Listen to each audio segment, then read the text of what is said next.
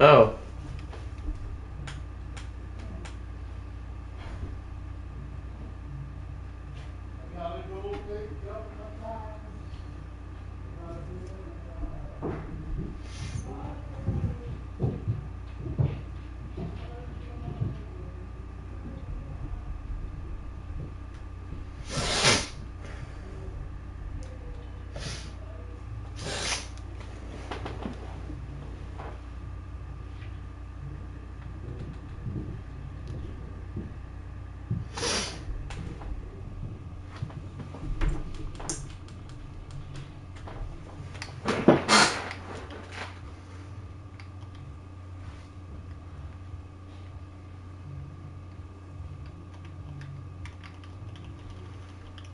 Damn! Not that's the first box I rolled today.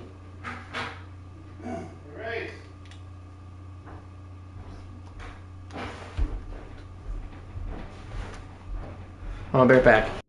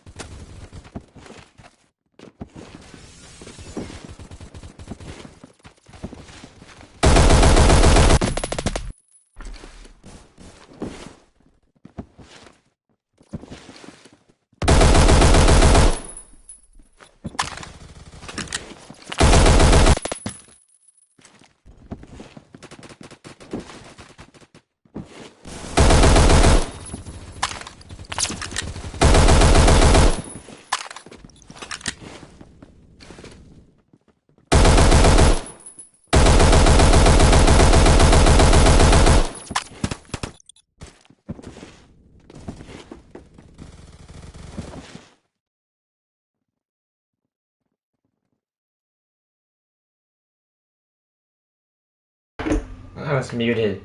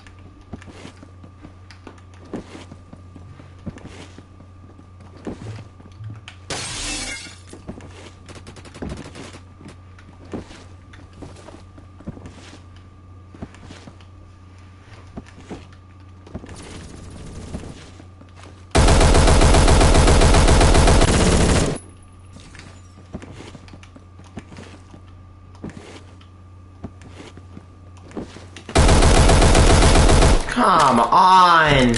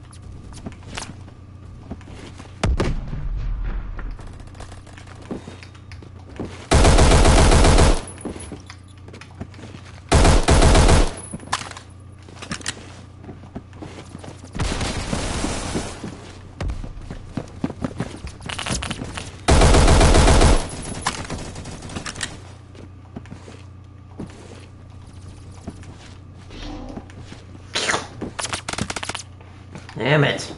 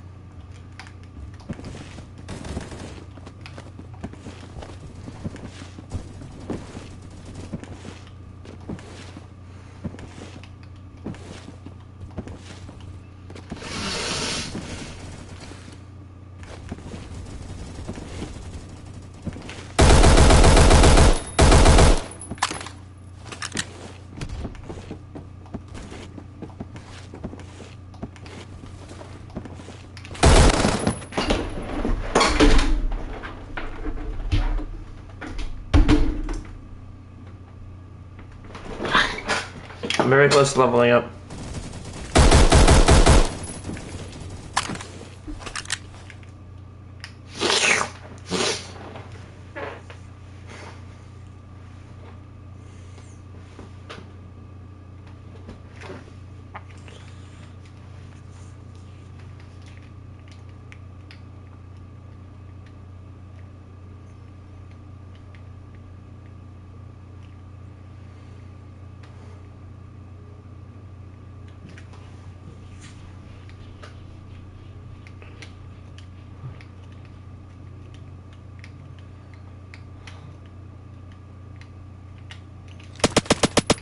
Now I can't hear this piece of sh.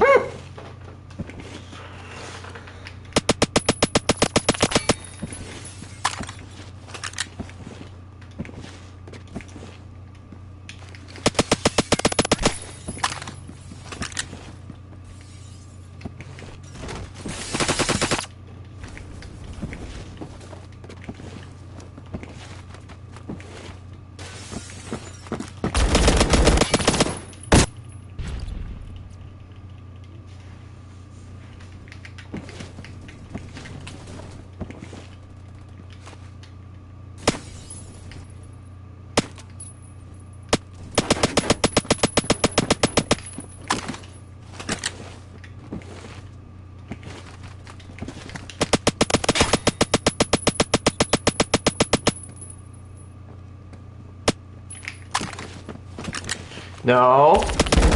He knew he was gonna melee me.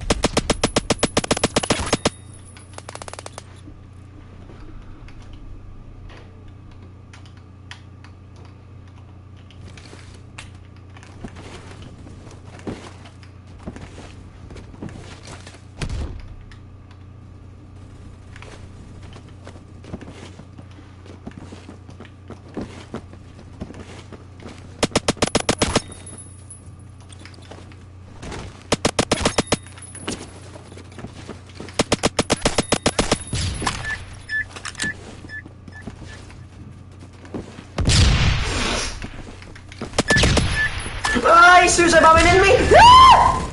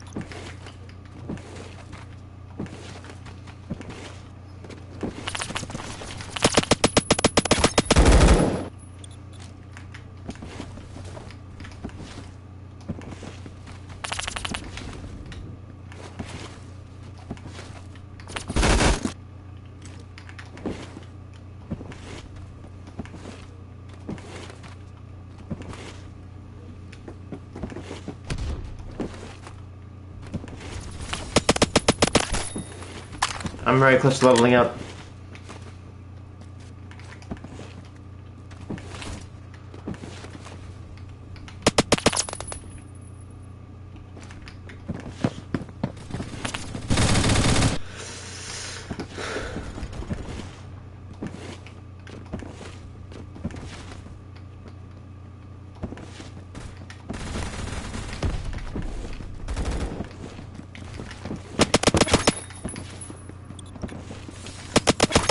There we go.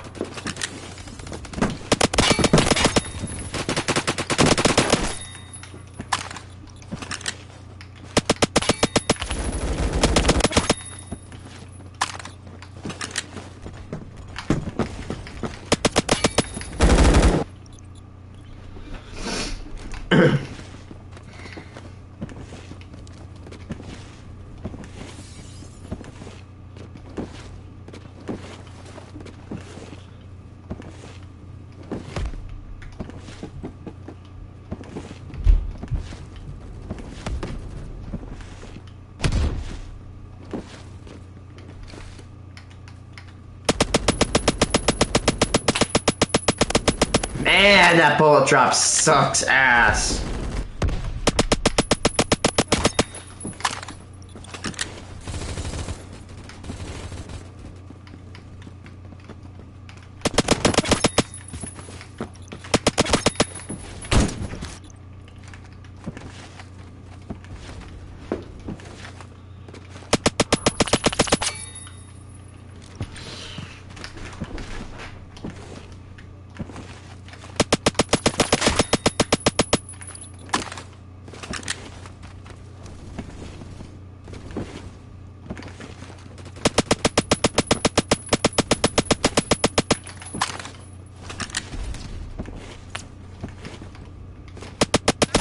No, thank you.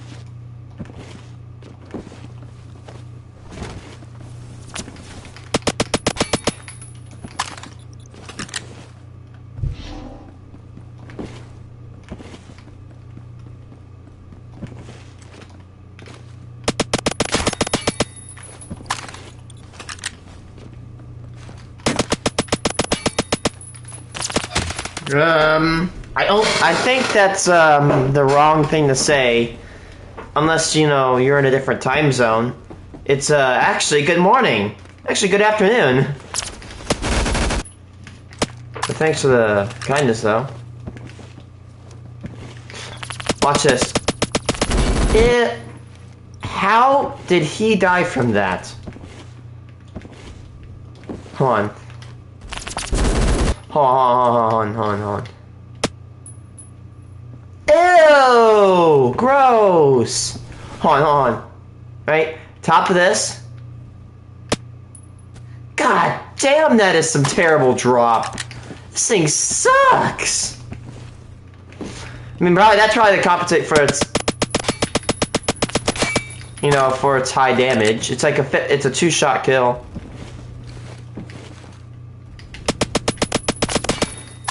You know what we say about 45 ACP? Big, fat, and slow. That's what this thing shoots. Yep, it is big, fat, and slow. Big damage, very slow, and it's heavy.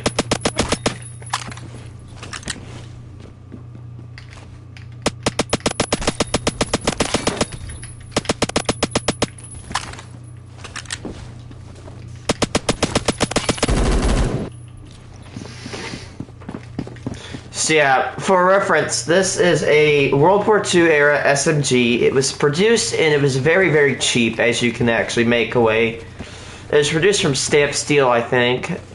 Pretty similar to the AK. And it was... Yeah, thank you. Good night in Japan, I guess. Have a nice one. I'm in America.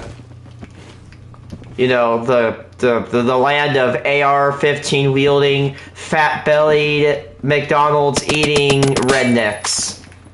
Also, we all have malls. We have Remington Mall 700s, every one of us. You know, I don't got one. I kind of wish I had one. It might be legal in Illinois because you can actually still buy bolts and levers and pumps. You just can't buy semis, autos, or bursts. Can you buy binary triggers? Actually, no, that's semi-auto. You can't buy binary triggers. Although, the binary trigger guns have to be very rare.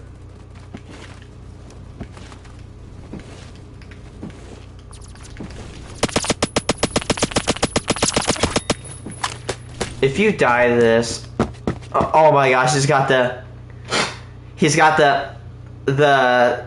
It's the sight that looks like this.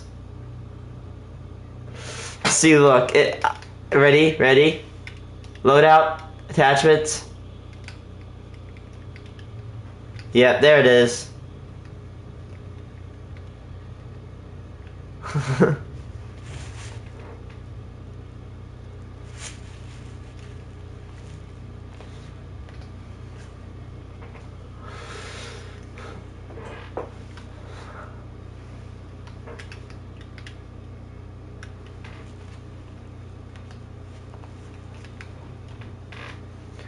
Dude, I could get it just thousands of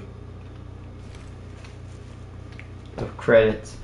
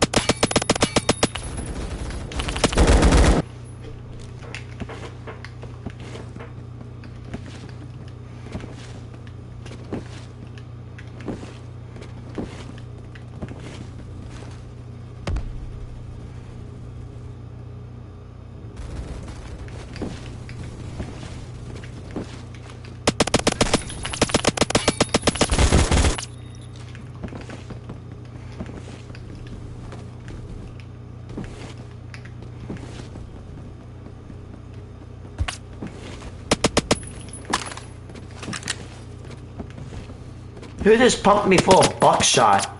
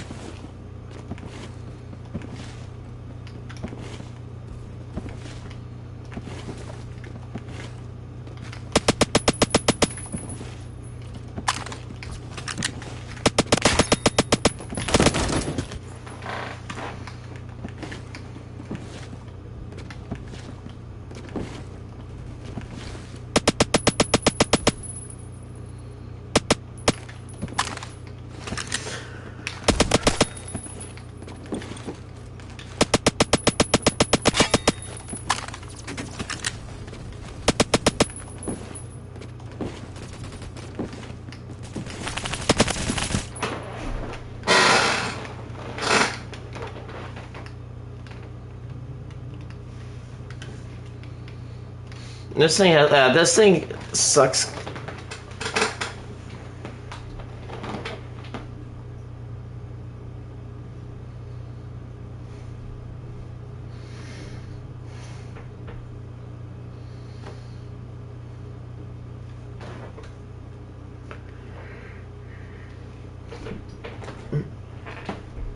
Mr. Krabs is criminal. Dude, yeah, Mr. Krabs is actually criminal, dude. He makes his workers work for literally bare bones money. He'll fire his workers to save cents. And he probably commits a few health violations, let's just be honest. And dude, you know, I'm gonna agree with this when I say that the Krabby Patty secret formula has to be crab meat. Come on, you never see crabs.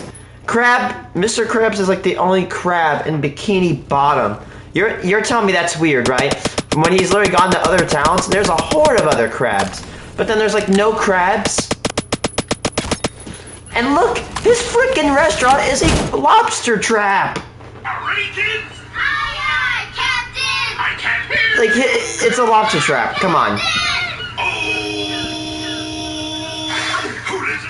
Eugene Harold Krabs, otherwise known as Mr. Krabs, is the greedy owner and founder of the Krusty Krab. The restaurant, prominently known for its success, built upon the popularity of its signature sandwich, the Krabby Patty. The formula to the Krabby Patty, of course, being a highly guarded secret. Mr. Krabs has an interesting reputation around the community, mostly known for being very greedy and sometimes deceitful in an effort to make a quick buck, yet people still continue to trust and support him, probably due to him being the owner of the Krusty Krab, I imagine. He tends to be rather selfish, as we've seen him bet his employees in poker games in an effort to make money, and he even went as far as that is literally criminal to do. Sold to the Flying Dutchman for a whopping 62 cents. Mr. Krabs values money more than anything in this world, including his own well-being, except for his daughter Pearl, whom he actually seems to be a pretty decent father towards, except for being really stingy when it comes to spending money on anything, and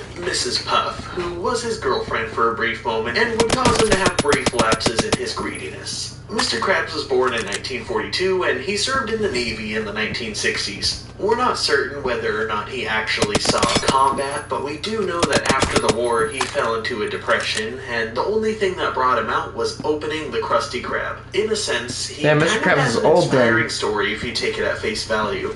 However, what if I told you that Mr. Krabs is not that innocent? He actually has a dark history of breaking laws and committing some really serious crimes. Mr. Krabs is a character that we've seen on multiple occasions do some really questionable things in order to cover up for himself. That's why today, on our nostalgic walk down memory lane, we're gonna check out a few episodes of SpongeBob SquarePants where Mr. Krabs breaks some serious laws and makes some really questionable decisions. But first, really quick, I just wanted to say thank you so much for checking out this video. As of the time of me planning this video, we are super close to 80,000 subscribers, and I'm just absolutely floored. I feel so lucky to get to build such a cool community of awesome people. I really appreciate every single one of you, and I just wanted to take a moment to thank you for clicking on this video and for being part of my YouTube journey. And with that being said, let's get right into it. The first episode we're going to check out is the Season 3 episode, Nasty Patty. Yeah, the dude literally tries to kill... No, he tries to poison a health inspector. After this, he tries to bury the body instead of failing to report it to federal authorities. Like these that remind me of the time Mr. Krabs and... Like, holy shit, dude! The health inspector. Literally, he thought he killed a health inspector after poisoning him, and then tries to bury the body! Without alerting authorities. It was a bright and sunny morning. We see the health inspector arrive at the Krusty Krab. Mr. Krabs is taking a money bath, and he catches a whiff of the health inspector, which causes him to panic. He warns SpongeBob that if he finds any violations, he's gonna shut down the Krusty Krab. But Mr. Krabs, there's no reason to worry. The Krusty Krab is the most perfect place in the universe. You really haven't got any brains at all, have you, son? Just go out there and give him what he needs. Pour on the charm. Sweet talking. What can I get for you, handsome? We're doomed. The health inspector orders one of everything on the menu, and we get a nice little... Yeah, I work at a restaurant. We have health inspectors come in regularly, man. You gotta clean up your shit before you get them. Because again, yeah, they will give you notice. We almost had to get shut down because one of our pipes like broke on one day. We had to quickly fix it, and we avoided it. It wasn't that bad, by the way. Like, this pipe on our washer was a little loose. We had to fix it. Wasn't causing major issues, but it was close to breaking. We've had so much shit break in my restaurant.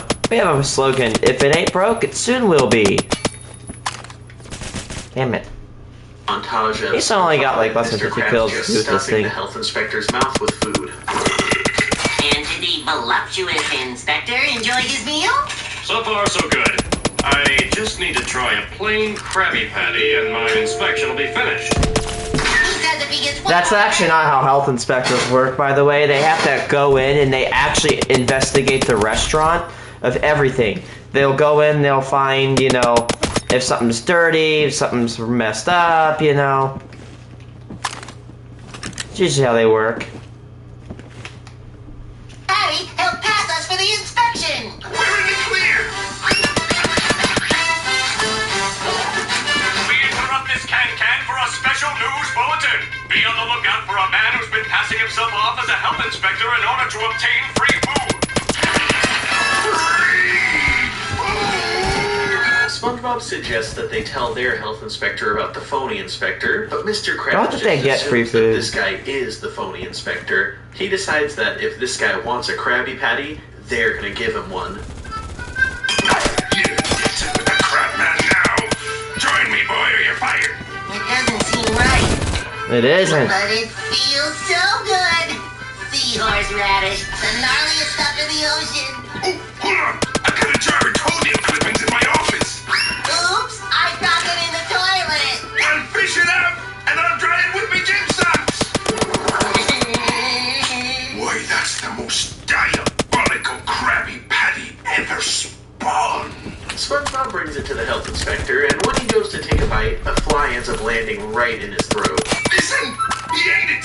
Oh, look at him choke. So now we have assault on a wait, what? Authority? Did you see that, boy?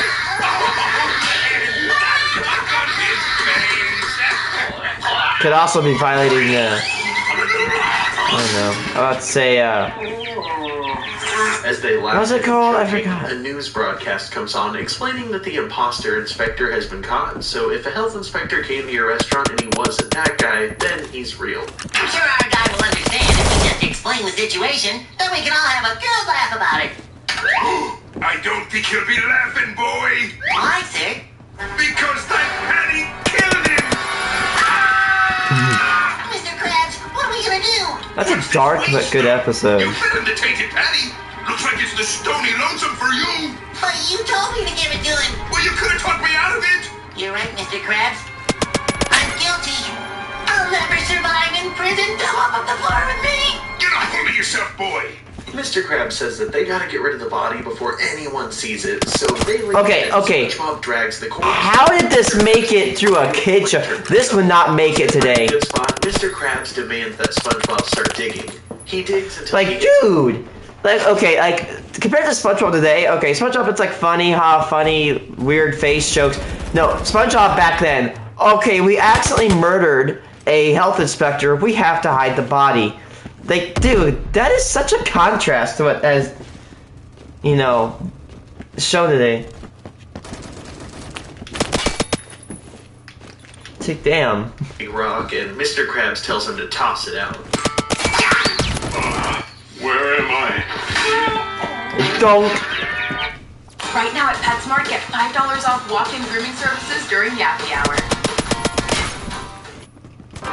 1 second, no dreams protected. And then...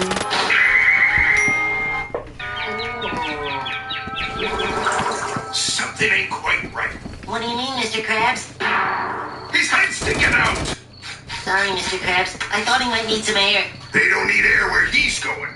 SpongeBob suggests that maybe they should say a few words on his behalf as he starts to cry his eyes out. Mr. Krabs interrupts him, saying that no one can ever know about this, and this has to be their secret to take to their graves. It'll be the end of you, it'll be the end of me, and worst of all, it'll be the end of me. Stop right where you are. I'm afraid we're gonna have to arrest the two of you. Mr. Krabs, I'm too young to go to jail. And what would be the charges? For not being at the Krusty Krab to whip us up a couple of delicious Krabby Patties.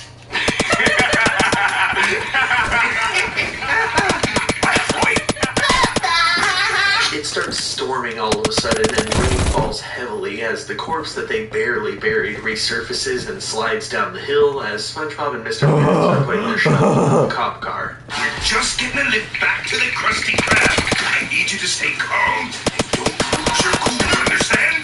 Can I lose my cool now? Why? Put him in the trunk, boy. I'll keep them cops busy. What's the holdup back there? The boys SpongeBob enters the back of the cop car very apprehensively as he's just visibly freaked. Hold on, guys. I'll be right back. No problem. I just need to measure something for my dad. He's going to the hardware store. Good. Oh. Looks like I got to measure out here. It's just right up this brick path I built.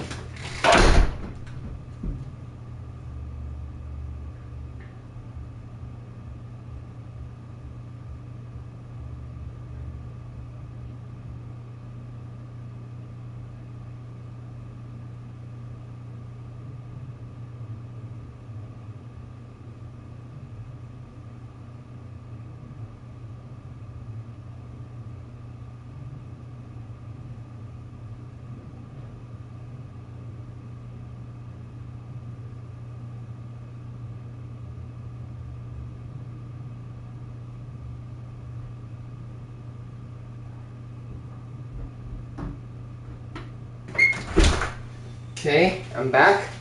We need to send him the information.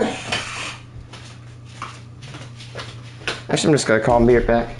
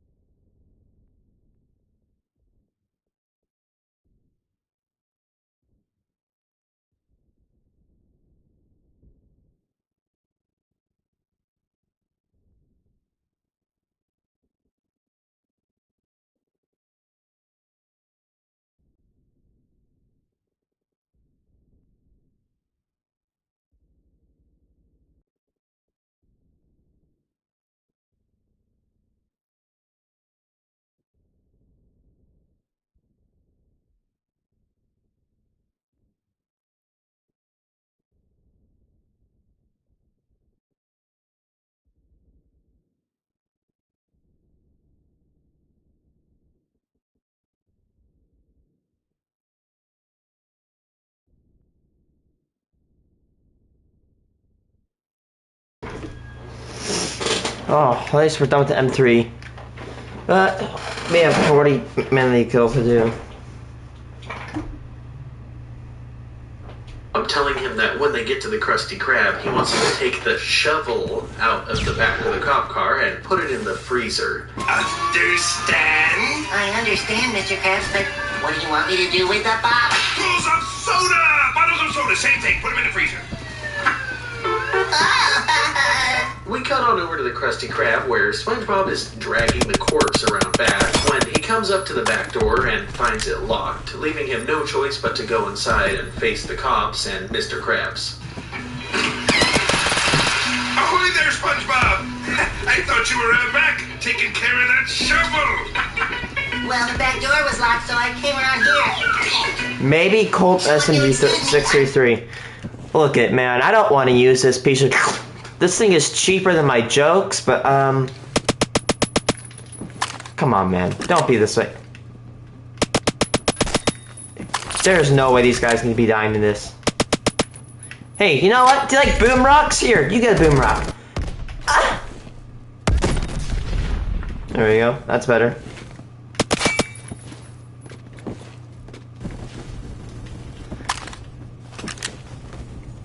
This gun has the actual worst drop of any Phantom Forces gun I've ever used. I'm not saying 663 is, no, I'm talking about this. This is the M3A1. World War II SMG, cheaply manufactured for the war effort, made by General Motors. Which, GM. Cruiser 1's fine, it just has too much recoil for me.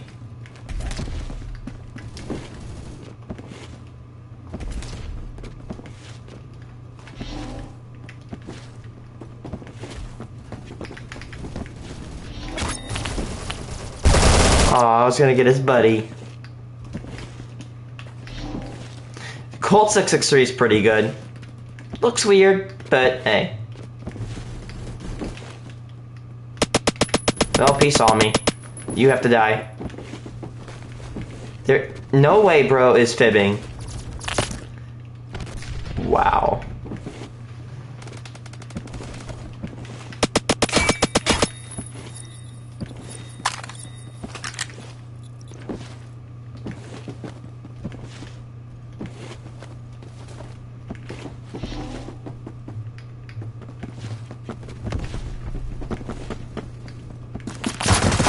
Damn it.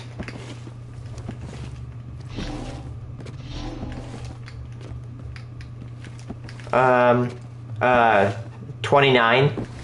This game, it's 92. Look at this. Look, wait, watch. I'm shooting for that aim. Dude, I'm shooting for the border of that color. And it drops. It's because 45 is so fat. That's why. 45 is so damn fat, it falls so fast.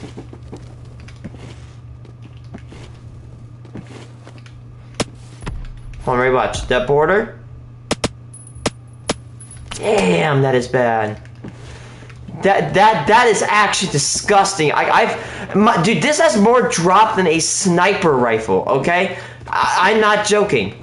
I've used a lot of guns. I'm rank 100 and like 5 on my other account and rank 92 on this, okay? I played Phantom Forces for a pretty good amount of time, and I've never seen as much drop on this gun. That's ridiculous, dude.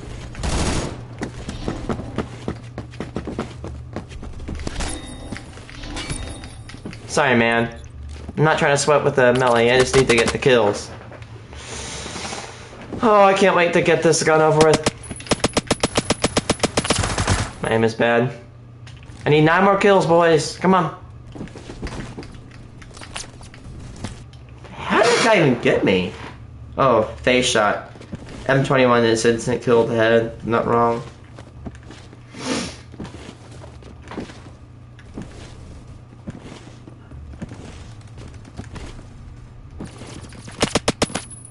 Yeah, if you die to me with this thing, you need to have some help. I'm not gonna beat around the bush. This is my most disliked SMG in the game. I do not like this. This is I mean, it hits good damage, okay? Don't get me wrong. But the bullet drop is what gets it. Is what, like, just takes it off the table for me. I can't with this bullet drop, okay? A Chris Vector, you can kind of spam from a far amount of range.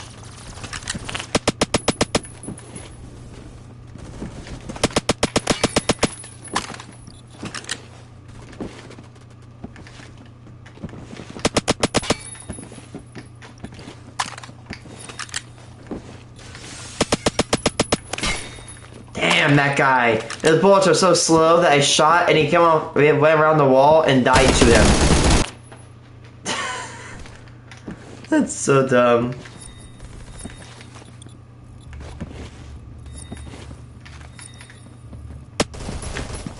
Hold on. Fire, hit. Wow. That is slow. Hold on. Fire, hit.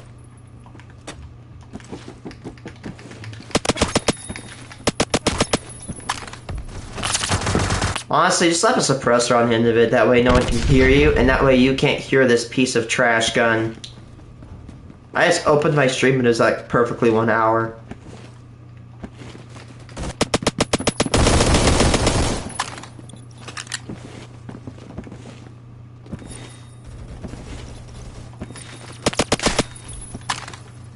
Oh no.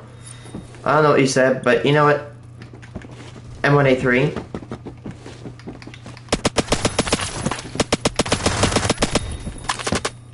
Yes, we're done. We can actually go to a better rifle. Okay, good. There we go, that's better. I like this one. I might have to take ballistic tracker off for now.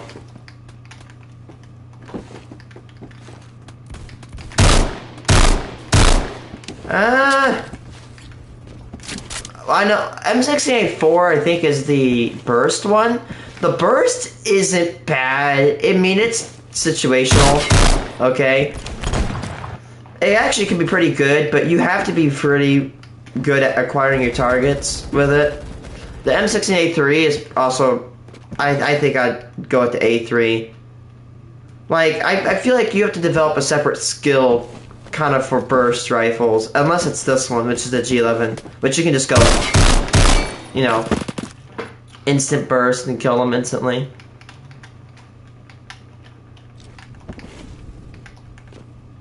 Yeah, it needs 4-shot. This thing can need 4-shot. Alright, this thing is cool because the bullets actually land damn near the same place, so you could just absolutely rip on people. I've gotten literally with like 1,000 kills within like 4 hours of using this gun.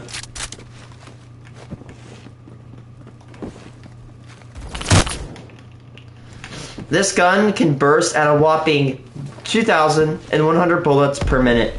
That is 35 bullets per second compared to the 20 bullets per second from a Chris Vector. Let me rephrase this, right? This is one of the fastest firing guns in the game, because look at this. And the bullets land damn near the same location. It was 18,000 credits. And look, it just rips people. I recommend pre-buying it, honestly. This is a pretty good gun. I do not regret it. This gun can euthanize snipers.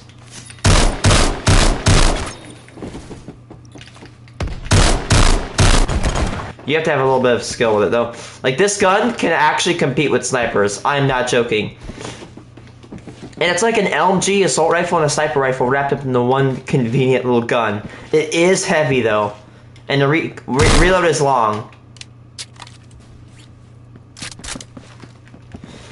But it has 45 bullets per mag. The reason it fires so fast is because the bullets it fires are caseless. They don't have bullet casings.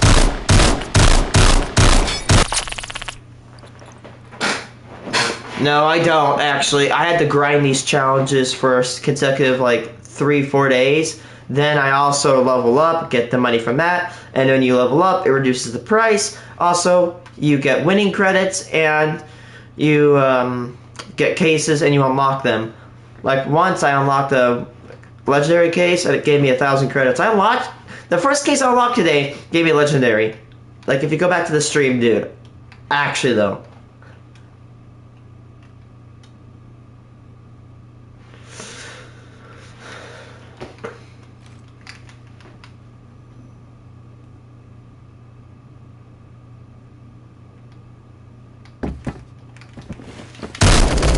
Why did we spawn so close?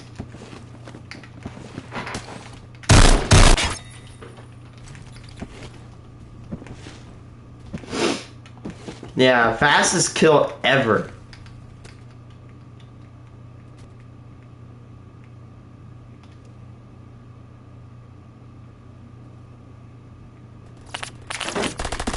Damn. Are there not? There's a good amount of people in this server.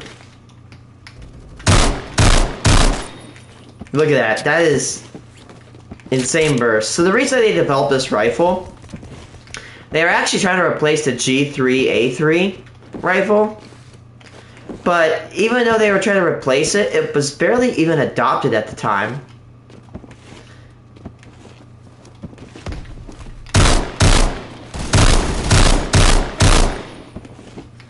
Also, this thing is made to like, well, you know, like when targets go behind cover and they switch cover, this was made to burst fast because they want to get as many hits in while the target was taking cover.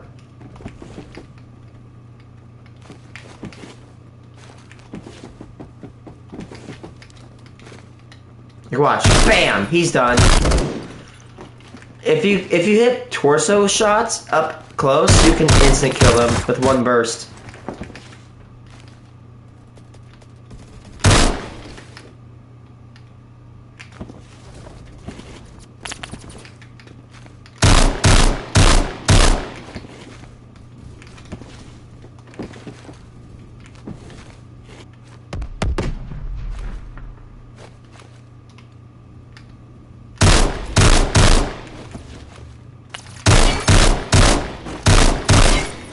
Yeah, you can just absolutely rip people with this thing.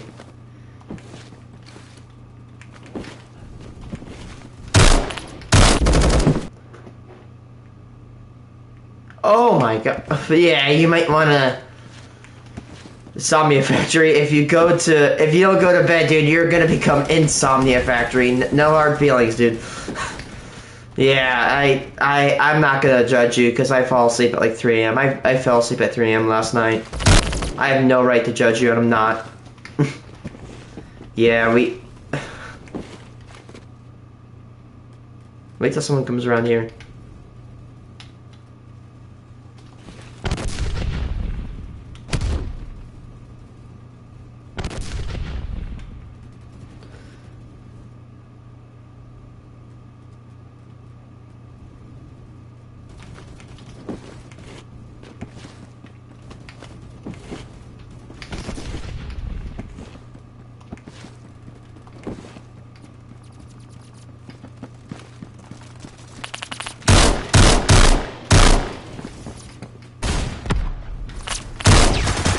Also, this thing has like some damn good wall penetration distance.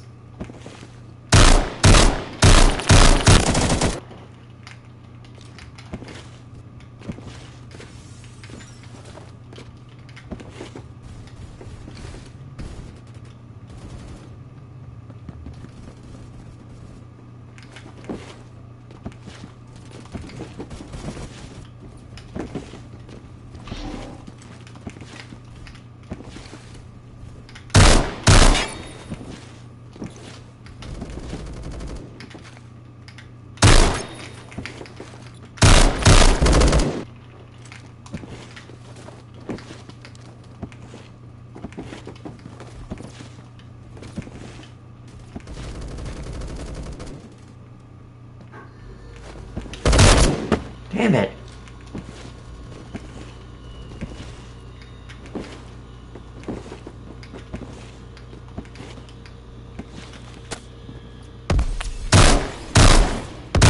Get out of my way, blue dude.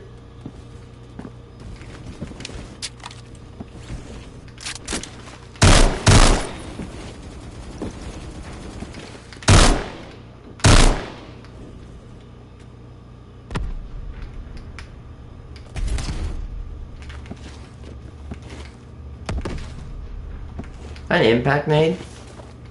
Yep, it was. I know, because it's got a purple streak.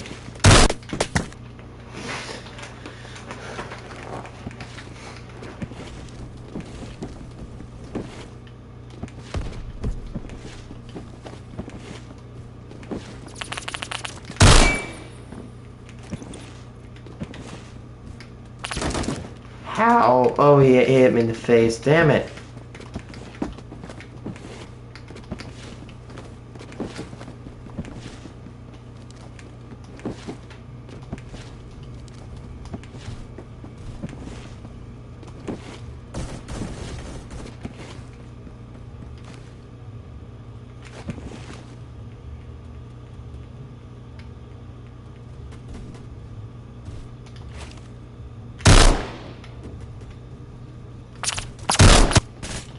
Ugh.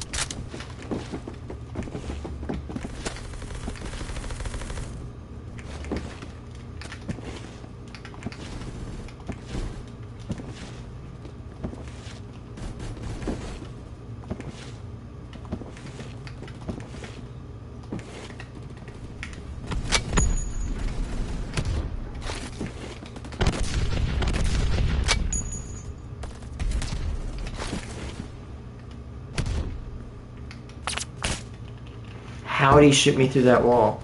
I mean, I know you can shoot through walls, but duh, I've known this for like months and years actually. Like, dude, how did he like get me through that angle?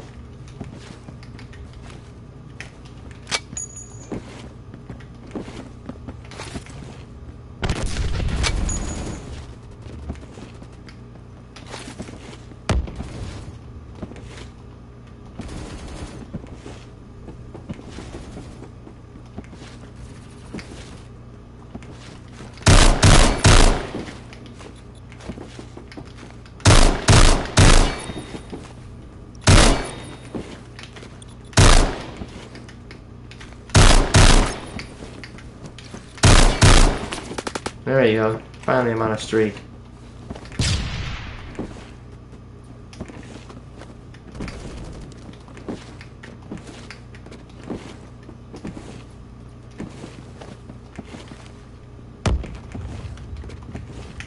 Up there.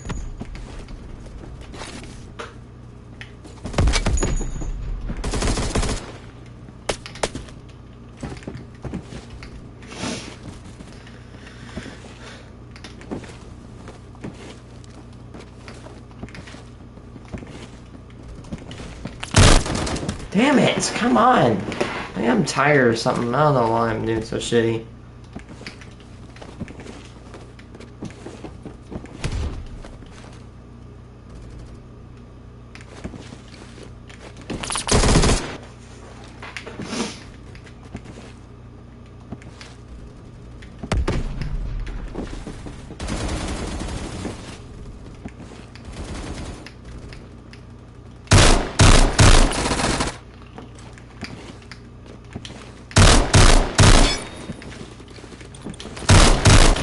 Damn it!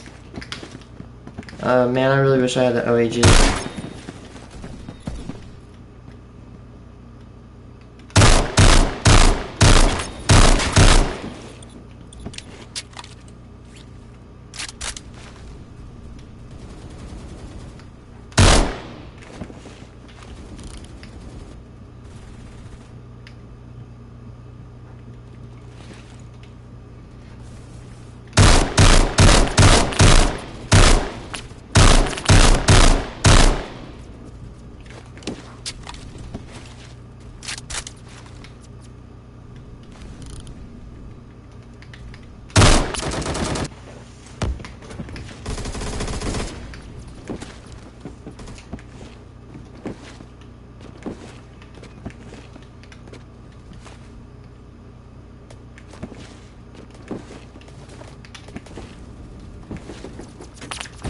Of course, someone stands here from behind.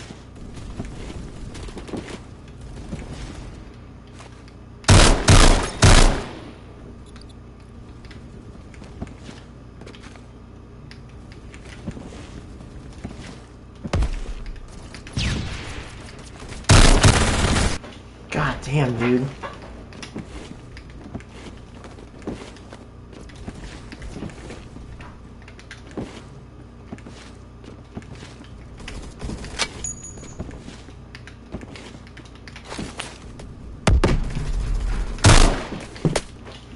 They not even give me a damage marker, whatever the hell.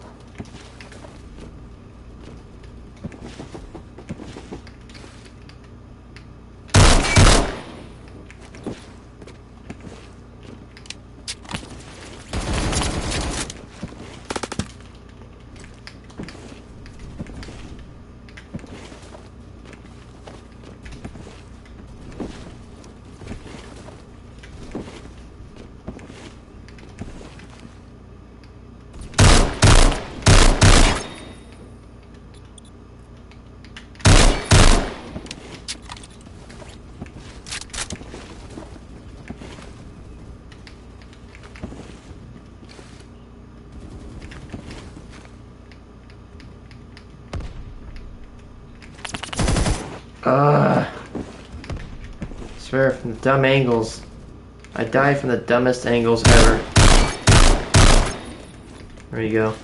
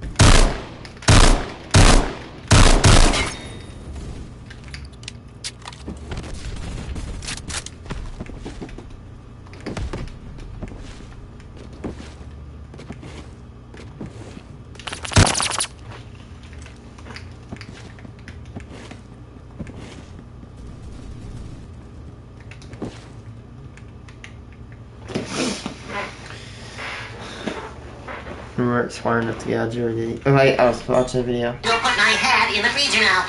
Okie dokie, SpongeBob. Is that kid okay? He's acting a little funny. Funny? Oh, yeah. He's a real cut up, that one. He knows how to keep the growing stages. Good one, boy. Always on that one. There's no off on his funny switch. SpongeBob walks through the door and his hat falls off, and Mr. Krabs, in a panic to cover SpongeBob's tracks, hits the cash register and it flies open as he declares it open cash register night, and that the first two customers get all the money in the cash register. Just then, dispatch radios one of the officers to tell them about two guys who are burying a body up on Shallow Grave Road, so he has to cancel the patties. The other cop gets sad because she wanted a soda, so Mr. Krabs gives her one on the house. Hey, there's no ice. Ice? Ice? You want ice? Is that what you want? You want ice? This soda tastes pretty nice, thank you, actually. Everything you requested is done, sir. I'll get it myself. Ice is in the freezer, right? There is no ice. There's never been any ice. Ice is just a myth. Step aside. You people act like you've committed a murder. Okay, I'll confess. SpongeBob killed him. What? You can't pin this whole rap on me. He was insane, out of control. The two continue blaming each other as they confess to killing a health inspector and stuffing his body in the freezer. The cop opens the freezer and finds it empty. Is this some kind of a joke? Yeah, a joke. Say, Hey, maybe he turned into a zombie and walked out.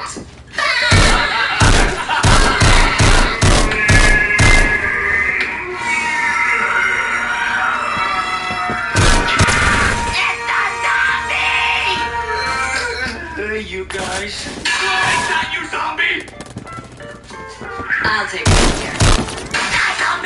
After beating him senseless, they realize that this isn't a zombie and that it's just a normal health inspector. The health inspector says that at the risk of being hit again, it's his pleasure to pass the Krusty Krab, and the bunch celebrate with what Mr. Krabs calls Krabby Patties at half price, but not really. Oh boy, I'd like a Krabby Patty. Well, that's the story. Yes, they are idiots, aren't they? They actually got away with it too. It's just the most horrifying part about it. Oh shit. Now, there's Stupid a ad, you got me lot for us killed. to pick apart about this episode. Before we dive into the dark nitty-gritty, I have to bring up that scene where SpongeBob is dragging the body around the back of the Krusty Krab. I can't help but notice that the Krusty Krab sign has a green light on it, and I don't think I've ever seen it have that green light before. It's a minor, small detail, but definitely one that caught my attention. Moving on from there, though, this episode, just as a whole, is really messed up. That news report could not have come on at a worse time.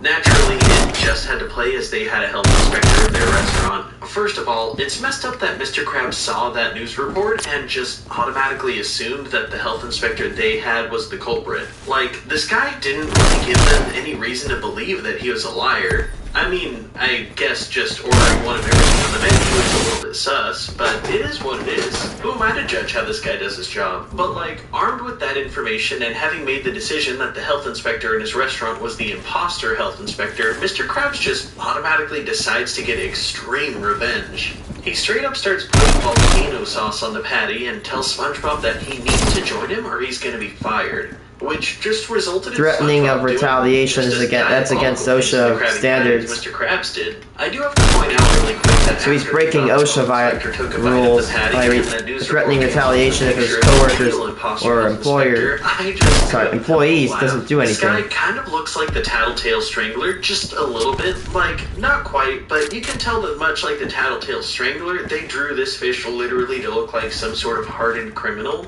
I just thought that it was kind of funny. Imagining this guy walking into a restaurant and pretending to be the health inspector to get free food, which, might I add, isn't really the most severe of crime. I mean, it's just theft, technically, or maybe theft of services, which is a crime, yes, but still, compared to strangling tattletales, it's a very petty crime.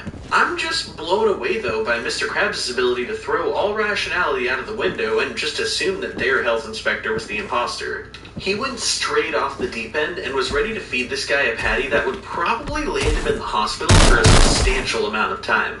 I mean, look at that thing. It straight up scrubbed the toilet and has toenail clippings on it. In all reality, though, when we dissect this, the crime that was committed is a hard one to pin down just a little bit. They are a licensed food establishment that purposefully made a disgusting health code violation of a burger with intent to feed it to a health inspector. However, the health inspector didn't actually eat it and didn't choke on it. He choked on a fly that was buzzing around the burger, so in all reality, Attempted Mr. poisoning? Krabs and SpongeBob didn't actually attempt to murder him, though they did attempt to feed him something disgusting.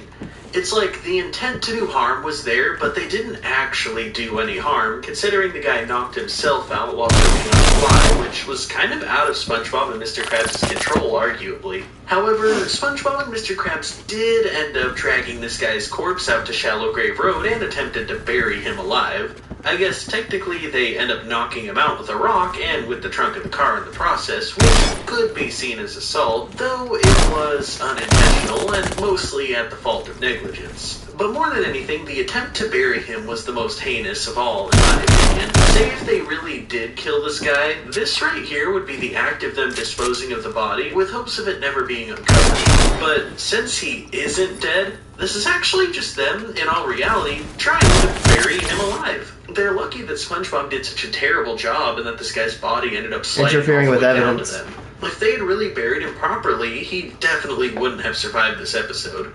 Now, Mr. Krabs forcing SpongeBob to mess with the health inspector's food, then forcing him to cover up what they thought It's was retaliation. is just completely heinous and vile. It's a true testament to just how far Mr. Krabs is willing to go to cover up his own tracks and stay out of trouble. I can't help but question the police officers in this episode, though. They literally didn't find anything questionable about what was going on out there, and that kind of circles back to Mr. Krabs' reputation like we talked about earlier. Like, he's known for being greedy and willing to do anything to make a buck, but somehow people still trust him, likely because he's the owner of the Krusty Krab. This is a good example of just that.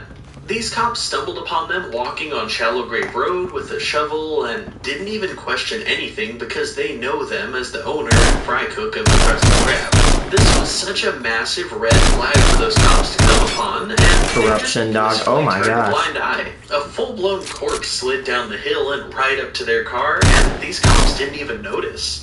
They only ended up finding out about the crime because SpongeBob and Mr. Krabs were so nervous that they ratted each other out. These cops were honestly just kind of buffoons, and it's hilarious that they portrayed them that way in this episode. Like, these cops would have likely gotten awards for cracking the case on an attempted murder, but they were too busy turning a blind eye to notice anything out of the norm. In this episode, Mr. Krabs was super quick to break the law, and it was honestly a little bit alarming. He just showed completely sociopathic tendencies in his want to poison the health inspector and forcing SpongeBob to partake. It was just, overall, a really shocking and crazy episode. But one massive question I have throughout all of this is, where was Squidward? Usually he's the one working front counter, but I'm pretty sure we didn't see him at all in this episode.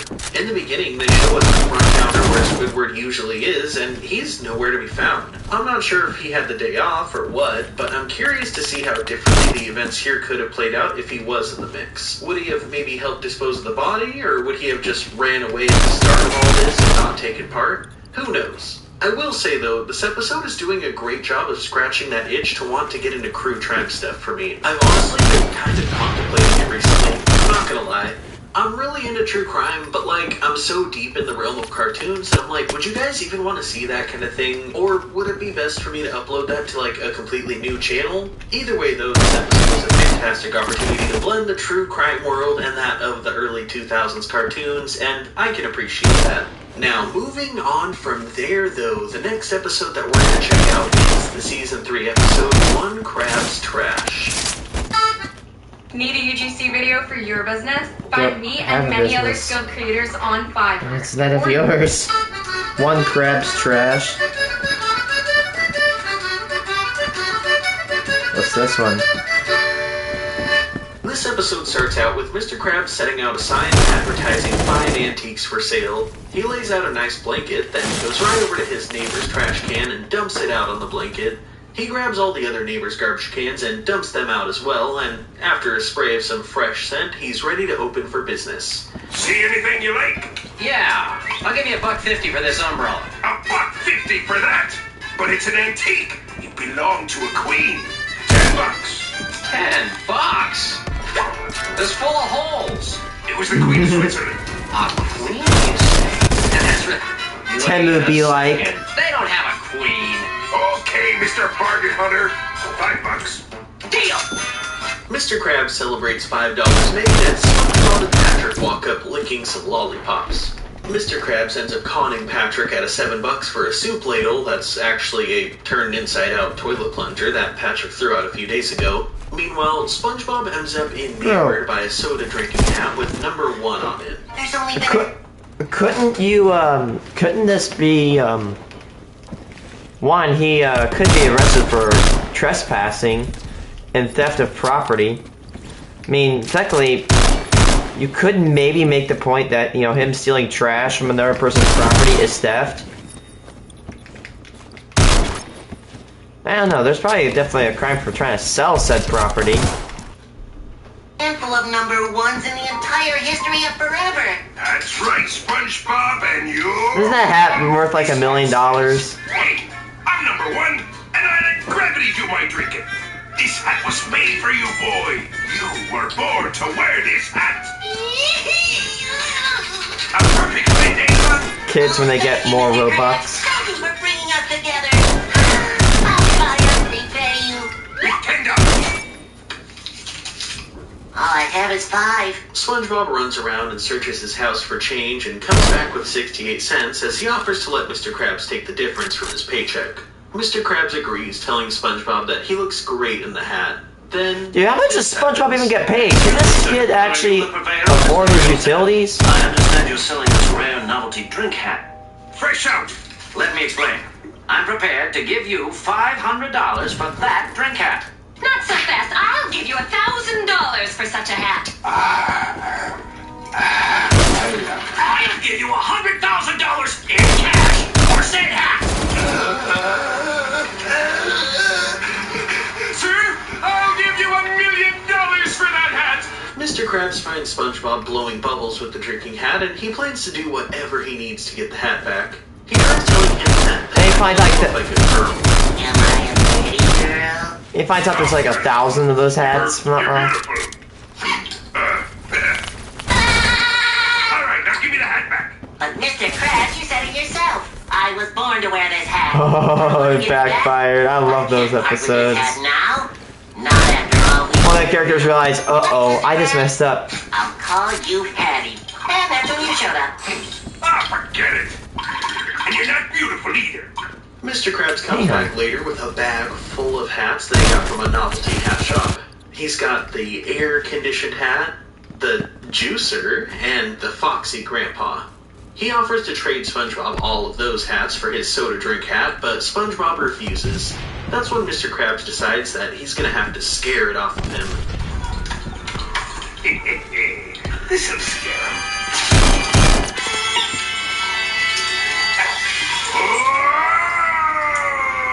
Oh my god! Dude, can you imagine being a voice actor? I'm not a shopping list. I'm a ghost. The ghost tells SpongeBob that he's the ghost of Shopping soda drink list. hats, and he's here to tell SpongeBob that the hat he has is cursed, and it used to belong to a guy who's dead now. What guy? Smitty something. Smitty what? Smitty Werman Jägerman Jensen. He must have been number one. Number one in Boogieland. The ghost says that SpongeBob must return the hat to its rightful owner immediately, and after questioning it for a second, SpongeBob appears out of nowhere behind Mr. Krabs, covered in dirt and carrying a shovel. Oh, I was just returning the cursed soda drink hat to its original owner, Smitty Werman Jägerman Jensen. What? There is no Smitty Werman Jägerman Jensen. Sure there is. He's buried out in Floater Cemetery. How did I did it? I would give me that shovel. Right there. It was his hat, Mr. Krabs. He was number one. We cut over to the cemetery where Mr. Krabs is walking through and getting spooked by all the scary sights to be seen in the boneyard. Oh, yes. It's Squidward. What's he doing here? His hopes and dreams. I love this. Here lies Squidward's hopes and dreams. What a baby. What a baby. Where was it? Oh, yeah. I love that Smitty was a scene. tipster. Mr. Krabs continues to look around for the grave of Smitty Werman Jägerman Jensen, and he eventually finds it. He stops for a second and questions himself. Am I really gonna defile this grave for money? Of course I am! Mr. Krabs digs until he EA when they finally have opens the old, casket, and he games. opens it up to find a fish skeleton wearing the soda drink hat. He takes the hat, ripping the head off the skeleton in the process, and he jumps out of the grave successful. Yeah, that's my hat. Give it back. What? No way! Just crawl back into your hole, Bone Boy! Go ahead, play dead! I guess I'm gonna have to take it from you. Yeah, right. You and what army? Only the army You- of the living dead. Oh no! I've seen this on the Late Show! You foolish fiends hold me down and take turns nibbling on my innards! Then you eat my brain and leave my body for the buzzards! That's disgusting. We just want the hat back. Mr. Krabs refuses, and he ends up ripping the head off of a swordfish skeleton, and he uses it as a sword as he battles an army of undead fish until morning. Hat in hand, Mr. Krabs runs all the way home, and when he Damn it, arrives, that got he good. finds the same group of high roller hat collectors still hanging out in his front yard. Well, I got it! The rare novelty soda drink hat! Let's start the bidding at $1 million!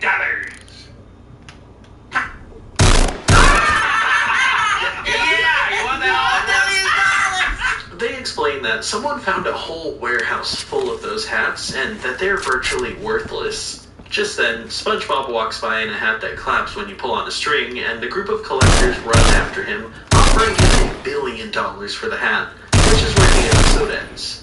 Now, not gonna lie, this episode hits a little bit different than the last one did. There's a lot more funny gags in this episode than there was in the last one. Ew, that's disgusting. We just want the hat, man.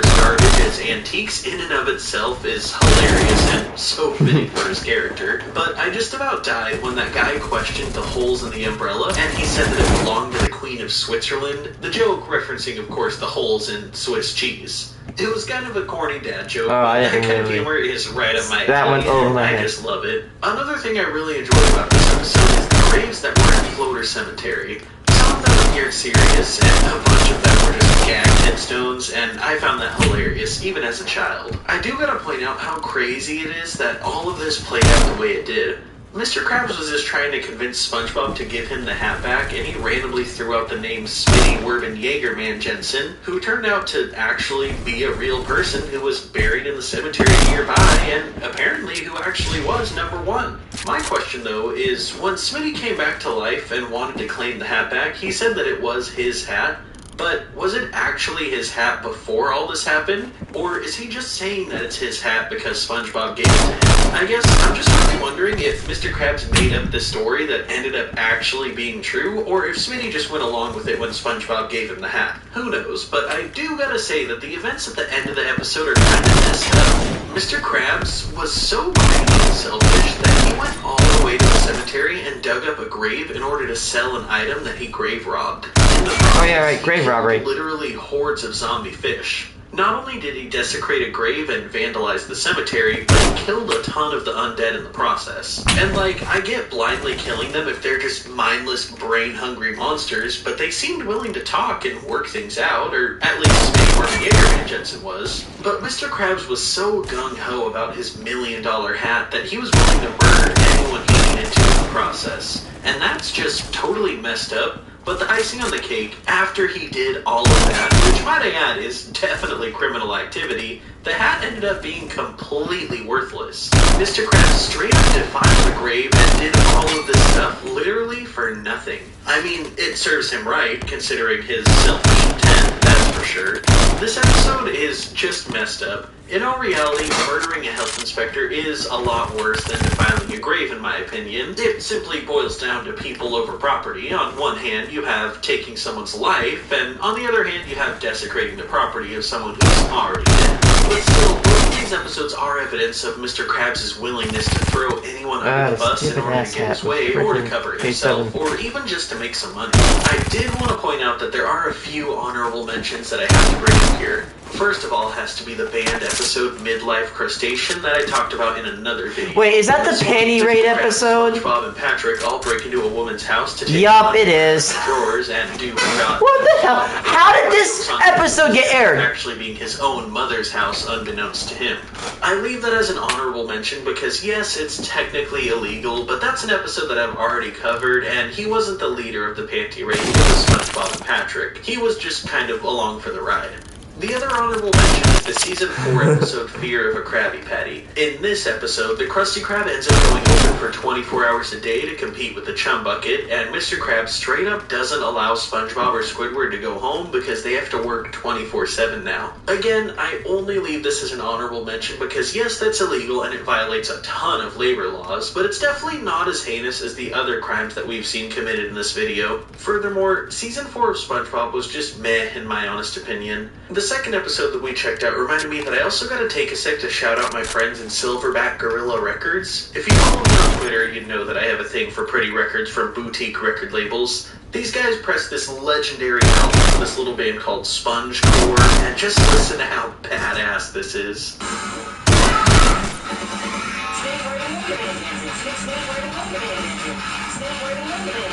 What the hell? Spongecore.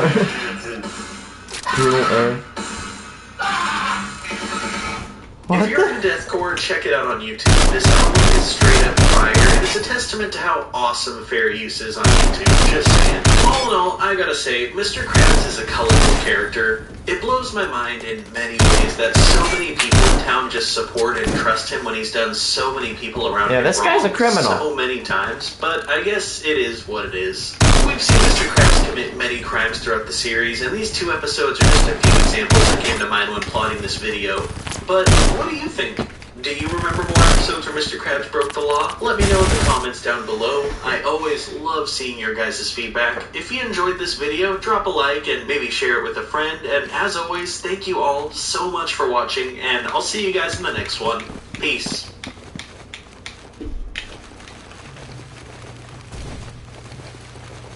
Most dangerous kid toys I got banned. Live in Illinois and... You know what? When I die next, I'm gonna get something.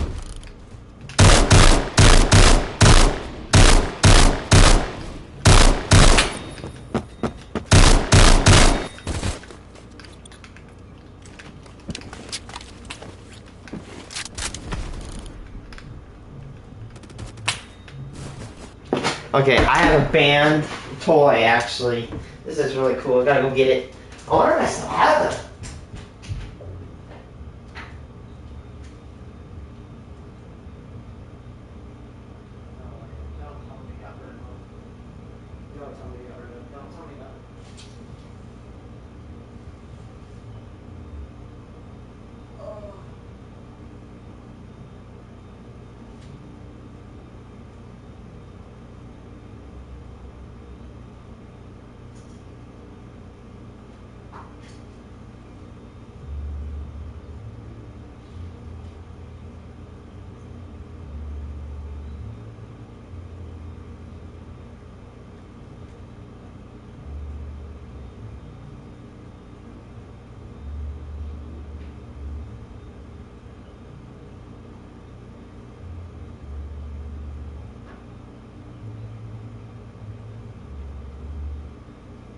Oh man. I think we might have gotten rid of them or put them up for storage. But we have these like boots, and they're called moon boots. And they're these big boots, like probably like a foot and a foot and a quarter by like a foot. And it had this pad where you had these little plastic pad. You Velcro your feet in, and then the little pad was suspended by rubber bands. And it would basically make you able to jump a little bit higher, and it felt like you were on the moon. Cool toy, by the way. But they were banned from being sold in retail market. Like, you can sell them right now on like eBay. They just can't sell them on like Toys R Us can't sell them to kids. Because here's what happened, right? If you actually land at a certain angle, you can actually break your ankle or twist it, and it sucks shit. It hurts. And that's kind of why they got banned. But they're really fun to play with if you know how to use them. You have to be really stupid, right? Like, you can kind of go upstairs, but you have to walk, and you have to hold a railing. But you just don't want to eat. I've fallen down the stairs with them once, and it sucks.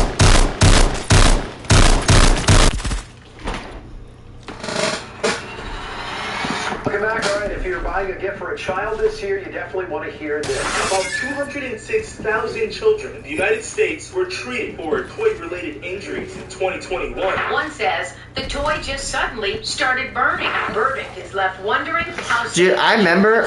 Okay, does anybody else remember the good old days, like 2018, right? You pop on the news, and you literally hear about the little hoverboards that they used to build back in the day, and they would always like burn, and they would burn up people's Christmas trees. I remember that. And then you also... Wait, how the hell did moon shoes get banned, but it took a while for those hoverboards to get banned, dude? Hoverboards... Dude, I would be surprised if humans lost their tailbone through evolution. You know? Because of that thing. It had to break so many asses, dude. Like, how many pelvis bones have been broken? Like, dude. Toys really are. Kids' toys are a multi-billion-dollar industry, and it's no surprise because parents love... Visual Venture, I'm about to say, this Visual Venture, yeah. His videos are so fun to watch. What the hell? Sometimes the toys all that time to get out there just be ripped. Putting them in the hospital every 3 minutes, one child is treated in the U.S. emergency room for a toy-related injury. We'll rank dangerous kids' toys that got banned, starting from minor injuries to serious consequences. My name is Visual Venture. I want to thank you guys for supporting. It means the world. The Gilbert Atomic Energy Lab. In 1950, a mysterious red box showed up in toy stores across America.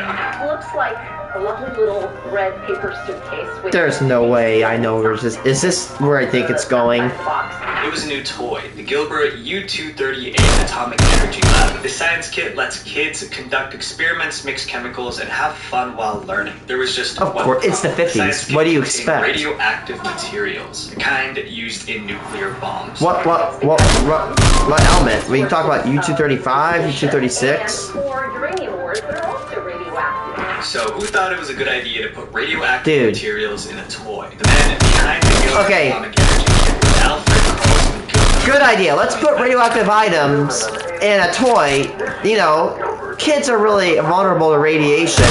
Let's just give them some radiation. People were very interested. Yay! World War II just ended, the first atomic bomb had been dropped, and nations were scrambling to build nuclear weapons. Gilbert believed this was the perfect time for an educational toy that taught kids about atomic energy. The toy was marketed to parents as a way to direct their children toward a potential career in science and engineering. It contained a cloud chamber, an electroscope, as well as other devices and chemicals that let kids measure radioactivity. Even though Gilbert promised the toy was safe, one part of the kit was more dangerous than parents thought. The kit came with 4 small jars of real uranium. This uranium released as much radiation as UV rays from the sun. It really did emit very, very low amounts of radiation, but I probably would not encourage children to hold these samples next to their body all day long. Long-term exposure to radiation is very dangerous. 50s are wild, man. U-238 uranium isotopes, which is linked to many that's safe. If they're straight up giving away 235, holy. Warned kids not to open the jars containing uranium because they tend to flake and crumble, and you would run the risk of having radioactive. Oh shit! Flake and crumble too. That sucks, dude. Okay, I'm sorry. I'm saying this from not even a mean standpoint, but kids are not the smartest tools in the shed. They're gonna open a capsule when they see one. And what better than to do that when to put flaky radioactive ore? Maybe for someone that's like my age, who is like 19 years old, that would be not bad. You know, I kind of somewhat know how to handle radioactive materials. I've done it before. I literally have a Geiger counter. I have radioactive plates, radioactive glass, even like some uranium ore right by me. And like, don't worry, it's not as radioactive. It's like next to me, right? Like, it's still far away to where it will not harm me. You don't have to worry about my health and safety. But honestly, yeah, that came out wrong. Honestly, like,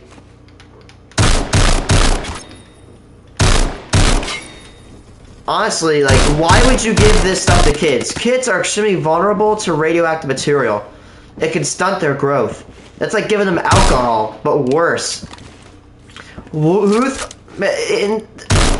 I'm not defending this behavior, but to the point, to give them the benefit of the doubt, you know, radiation exposure probably wasn't. Like, they knew it could hurt you because obviously, you know, Hiroshima and Nagasaki, but they probably didn't know that kids were, you know, prime targets or spread out to radiation. Laboratory. Luckily, this dangerous toy never caught on. At a price tag of $50, which is around $600. Yeah, I'm about to say $50 for 1950. That's a lot of money. $650. And they sold poorly, and the reason for that is not because of any radioactivity concerns, but rather because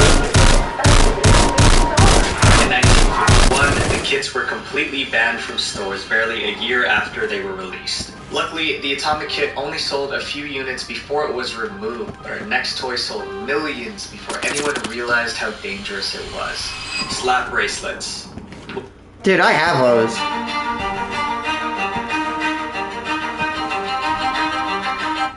When we think of dangerous toys, we picture those with lots of moving pieces and electrical parts. However, the simplest toys are sometimes the most dangerous. I've never thought that these would be banned. I have a few of them. But dude, if you slap them the wrong way, dude, they hurt like hell. In the summer of 1990, slap bracelets were released in the US and sales went through the roof. In just 3 months, Main Street Toys sold 1 million of the bracelets for $2.50 each and had orders of 5 million more. Slap bracelets were part toy and part fashion. Well, that's like 2.5 mil. That's a lot of money. And molding it flat again. In 1990, right after that's the original 10.5 slap million came out, a bunch of knockoffs appeared on the market. But the companies that made these fake bracelets would do anything to make a quick buck, even putting people in danger. The original slap wraps used high-grade quality steel with rounded edges and double knit fabric.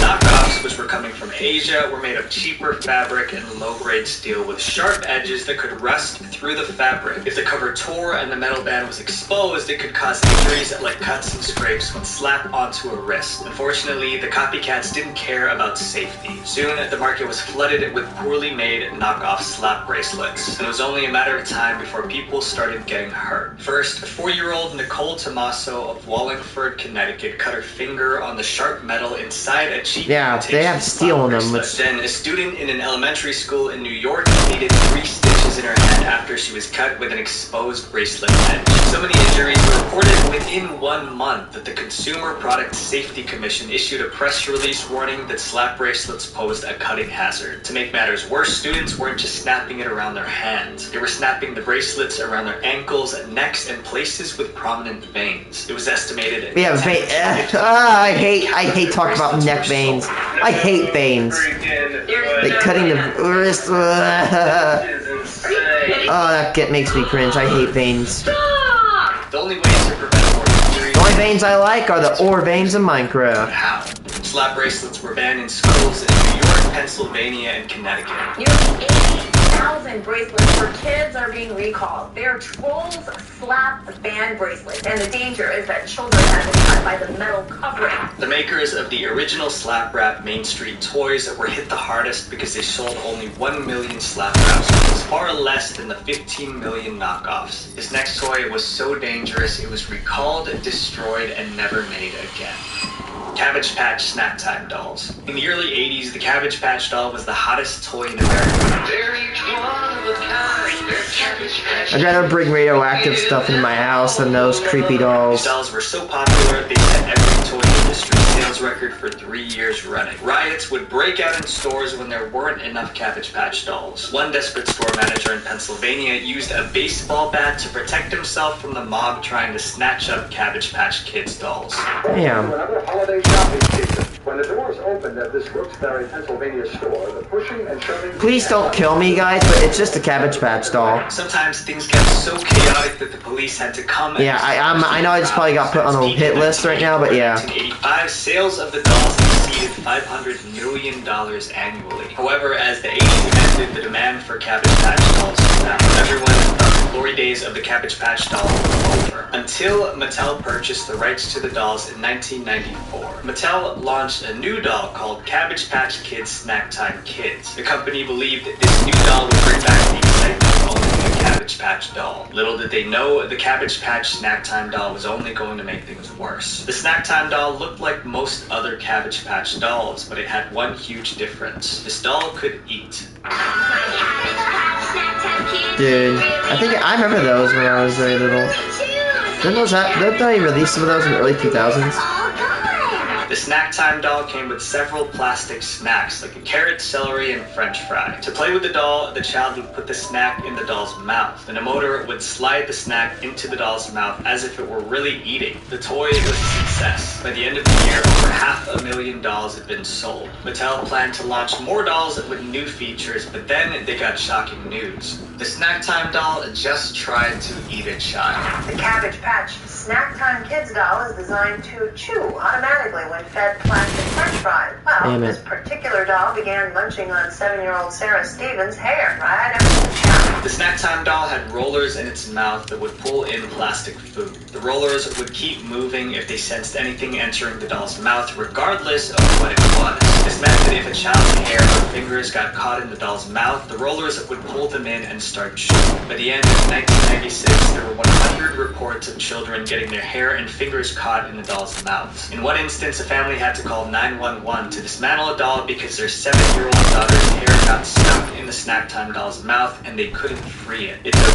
3 people over 30 minutes to dislodge the toy from the girl's hair. The media picked up the story and parents started calling the Snack Time dolls the dolls from hell. The bad publicity was hurting Mattel's brand. The Product Safety Commission launched an investigation and Mattel moved to act fast before anyone else got hurt. So in January 1997, Mattel took the Snack Time dolls off the market and offered a $40 refund. I know Mattel owns the He-Man series. $40 refund cost Mattel millions These guys are of big. dollars because they already sold around Huge corp. 500,000 by the time they realized the problem. But that wasn't the only time relaunching an old toy caused trouble. This next toy's return triggered a government intervention. The Easy Bake Oven. Oh, these things always catch on fire.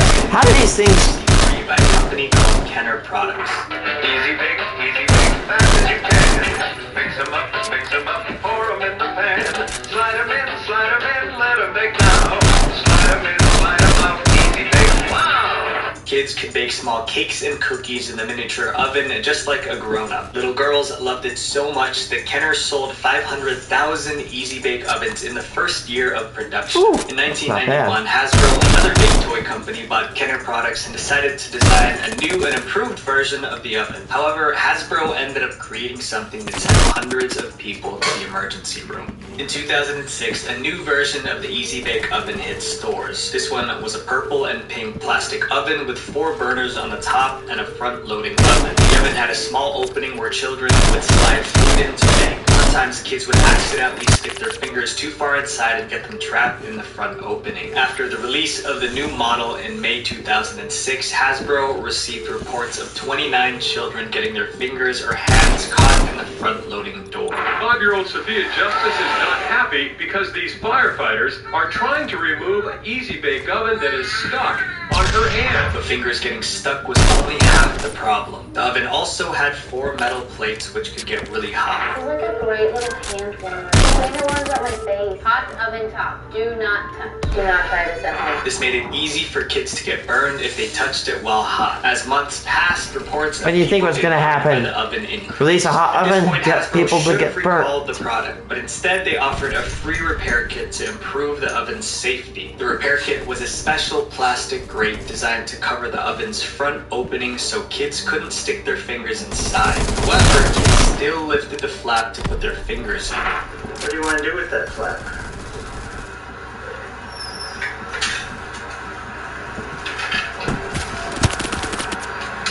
Bruh. The injuries continued. There were 249 additional reports of kids getting their hands or fingers stuck and 77 reports of burns. In 2007, the parents of a Mississippi girl sued Hasbro for $1.2 million after their daughter got her hands stuck in the oven for more than 3 hours. Okay, that's bullshit, dude. Hasbro, 1.2 mil. That's an okay amount of money. That's like pocket change. It's like you losing 2 cents. These guys are rolling in cash, dude. They can afford more than 1.2 million. Stay on the market. Eventually, the U.S. Consumer Product Safety Commission. At least those guys are rolling in dough. In July 2007, facing criticism, injuries, and lawsuits, Hasbro recalled about 1 million Easy Bake Ovens. Even though the 2006 Easy Bake Oven was never made again, this next toy caused just as much panic that same year. Polly Pocket. Polly Pocket.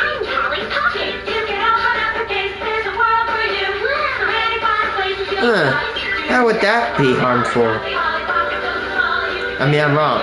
In 1989, Bluebird Toys introduced Polly Pocket, which were plastic cases that doesn't look that bad. Inside, maybe I'm wrong. Dolls less than an inch tall that can stand up in different areas of the dollhouse. By 1994, Polly Pocket was one of the best-selling toys for girls between 3 and 8. And in 1995 alone, Bluebird Toys sold $139 million worth of Polly Pockets. But 2 years later, sales started to wane. Kids stopped buying them, but not all hope was lost. In 1998, Mattel bought the Polly Pocket brand and redesigned the entire Polly Pocket line. Mattel also introduced a new magnet-based clothing line to help make dressing the Polly Pocket dolls easier for children. They called it Quick Click.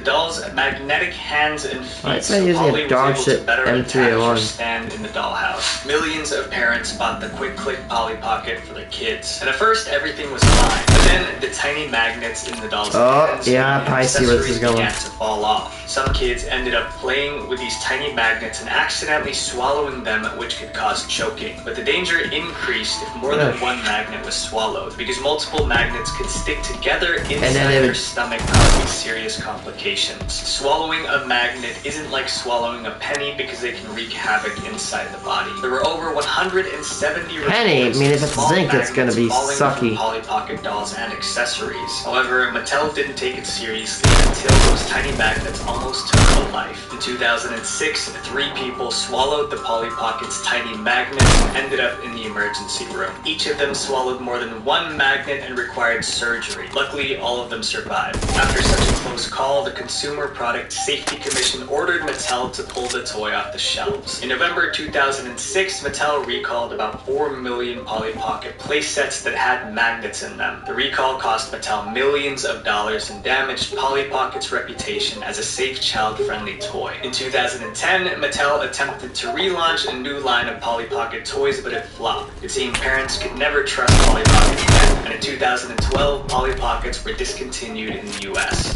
But the trouble caused by Polly Pockets is nothing compared to our next toy, which led to cuts, broken teeth, and even broken ribs. Sky Dancers. Sky Dancers were like... Oh man, I love watching a video of this. One of these things, like little Pixie, Bell, Tinkerbell, whatever the hell her name is, and it just flew into a fireplace. Just yeah, the things that go flying. Yeah, these things suck, dude. You get them in your hair, ugh.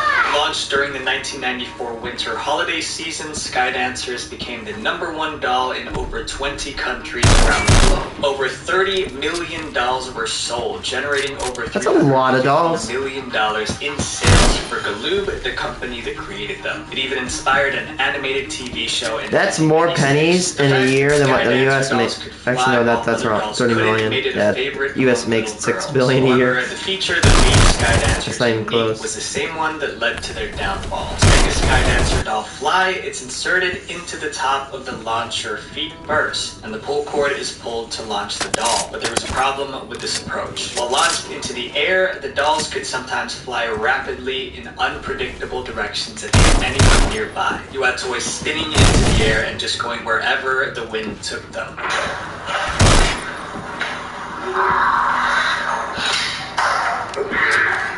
While the foam wings on the dolls provided a limited amount of safety, getting hit in the face by a flying hard plastic doll was dangerous. There were 170 reports of the dolls striking people, resulting in 150 injuries. The flying dolls were responsible for facial cuts, broken teeth, and even broken ribs. As more injuries were reported, parents began to complain about the toys, sharing their stories about how their kids got hurt. Consumer safety groups contacted the media to warn others about the dangers of the flying dolls. At some point, the U.S. Consumer Product and Safety Commission thought enough was enough and stepped in. In June 2000, in the face of intense pressure and negative publicity, Galoob was forced to recall the Sky Dancer dolls after less than 6 years on the market. Almost 10 million dolls no wonder those things fell off. were recalled. Because they were canceled. Galoob announced that consumers should stop using the dolls immediately and call a toll-free number to participate in the recall and get a free replacement toy. Recalling the Sky Dancer toys was a financial disaster for the company. But even after pulling the toys, Galoob's problems were still far from over. After the recall, the U.S. Consumer Product Safety Commission slapped Galoob with a $400,000 fine for not reporting the injuries caused by the dolls early enough. At least the bruises caused by the Sky Dancer dolls could heal. Our next toy didn't just cause injuries, it caused millions of dollars in property damage. Hoverboards. Oh man. Donald Trump Jr. here with urgent news. Yeah, I really don't care. Banks are making unprecedented. Okay, I don't see any evidence of that. We often think that a stove or faulty wiring is to blame. Between 2015 and 2022, many house fires I don't were trust started any by a politician. toy, specifically Evil a hoverboard. people. A hoverboard is a self-balancing board that makes Yeah, the rider yeah, I like hoverboard. Although Good it for looks breaking like the a ass hoverboard is cheeks, dude. levitating, it uses 2 wheels to get around. Most Americans saw hoverboards in the Look, okay. Now, when you put two wheels like this, you know, you tilt, that's controllable. But when you have two wheels lined up like a hoverboard does, guess what? That makes an that means you can tilt over, which obviously. Back to the Future 2.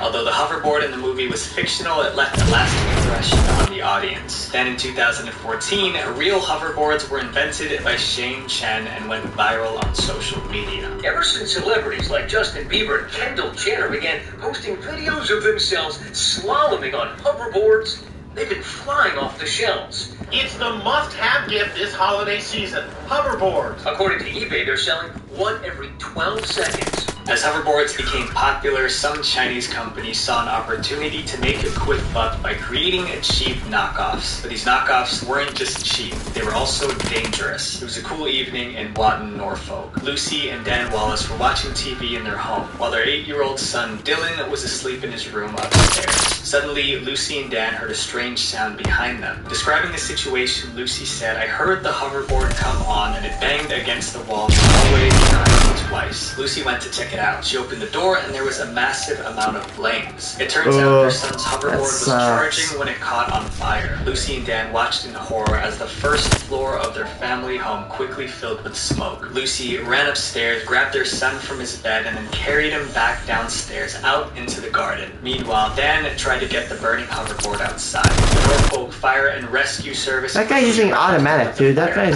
not using it correctly. Seriously hurt. But this is just one of the hundreds of stories involving malfunctioning hoverboards. It's on fire! Kane says his hover booster board burst into flame and the lithium-ion batteries shot out. From 2015, there were numerous I remember the stories around this. Catching on fire, mostly caused by knockoffs. Fires started in many different ways. Some hoverboards exploded while charging, others while people were riding them, and some while the hoverboard wasn't even moving. It was like a firework, like you just lit a firework. I see sparks just flying.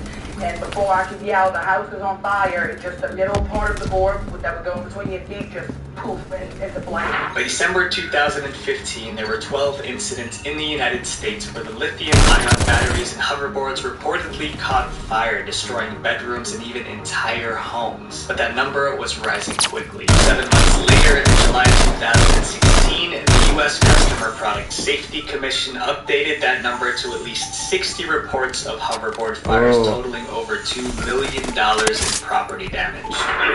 It's the terrifying moment a hoverboard catches fire inside a house. In 2022, hoverboards and similar devices caught fire many times, causing 19 fatalities and sending 20 people to hospitals in 39 states. So why were these hoverboards suddenly catching fire? Experts believe that the hoverboard fires were caused by the lithium-ion batteries in the device.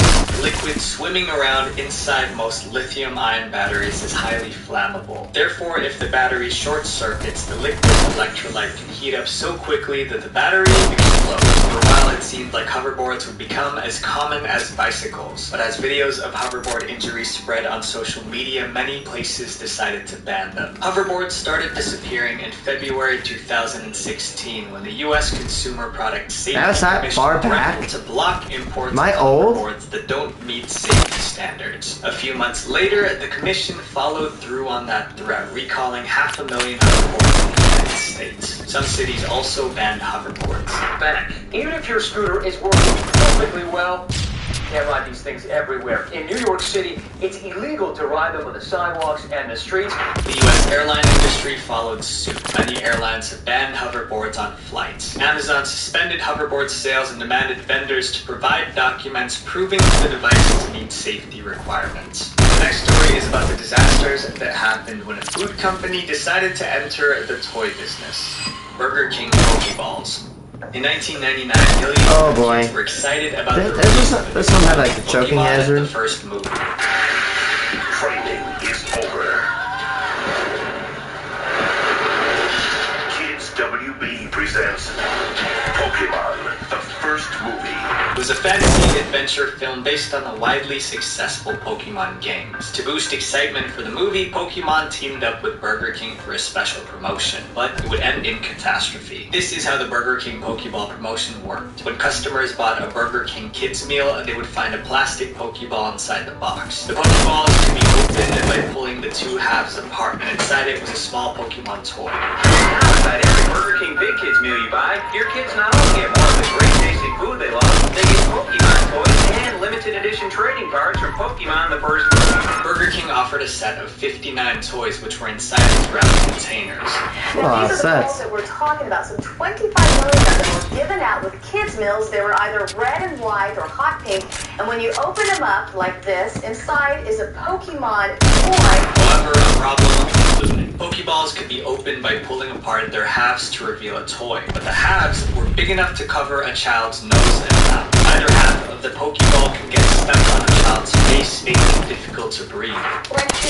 Thank you. Put them up to your mouth and you suck on them, like it kind of like sticks to your mouth, and then you can't get any air, and then you pass away. In December 1999, a girl met a tragic end when one half of a Pokeball covered her nose and mouth. I remember 2 that. days after this incident, the U.S. Consumer Product Safety Commission asked Burger King to recall the balls, but Burger King refused. They stated that they were afraid to create anxiety for parents as it was too soon to confirm whether the ball was responsible for the tragic accident. Burger King said that they were waiting for autopsy results to clarify what actually happened. While Burger King was stalling, the balls were still in circulation. Before long, another incident in Kansas would prove just how dangerous the balls were. On December 23rd, it happened again. A girl playing with the ball had a ball half stuck over her face. However, the girl's father was able to pull the ball half from her face before she was injured. That was it. Burger King agreed to recall the balls and ordered their stores to stop distributing them. On December 27th, Burger King issued a press statement announcing the recall. They also released a PSA telling its customers to throw the ball away or return it in exchange for free French fries. Posters were distributed to over 8,000 restaurants. Burger King and the U.S. Consumer Product Safety Commission want you to know about the voluntary recall of this Pokemon Pokeball. Children could keep the toy that was inside the Pokeball, but they had to return the ball itself. Throw the ball away or return it to Burger King. Hasbro Javelin Darts. Hasbro Javelin Darts, also known as Lawn Darts or Jarts, was a popular game in the 70s and 80s. The game involved kids throwing darts at a plastic ring on the ground. If a dart lands inside the ring, the player scores a point. That's simple.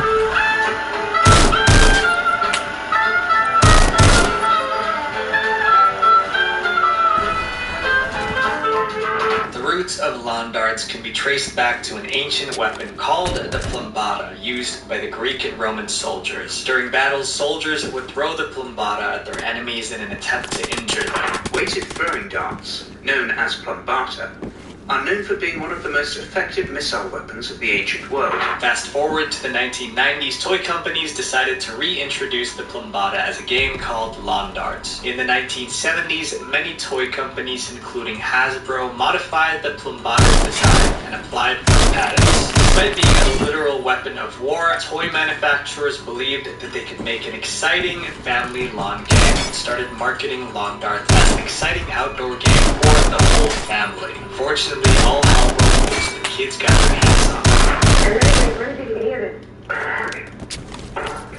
How can you consider it a toy? Lawn darts started hurting people as soon as they hit the market. In 1970, a tragic lawn dart accident claimed the life of a child who was only 4. When the Consumer Product Safety Commission heard about this, they banned lawn darts that same year. However, the companies producing lawn darts didn't want them banned. They challenged the ban in court, and after a long legal battle, a compromise was reached in 1976. The ban was lifted on one condition. Lawn darts could no longer be marketed or sold as toys or in toy stores. The commission ruled that every pack must contain the following warning: not a toy for use by children. May cause serious fatal injury. Read instructions carefully. Keep out of reach of children. By 1977, lawn darts were back in stores, but despite the warning labels, children continued to play with them. Between 1978 and 1986, lawn darts sent 6,100 100 people to the emergency room. At least 80% of injuries involved kids younger than 15. 3 of these injuries were fatal. However, out of all these incidents, one tragedy reminded everyone how dangerous these darts were. In April 1987, a 7-year-old girl in California was playing with her dolls when she was hit by a lawn dart sailing through the air. Doing what children will do with a lawn dart, they're just waiting. One sailed over a fence like a struck her in the head, and she ran to her mother. Sadly, she didn't survive. One researcher estimated that the dart hit her with a force of Dude, that's actually tragic and wild. Can you imagine just playing with your dolls and then all of a sudden you just get absolutely like smited by a goddamn dart from God?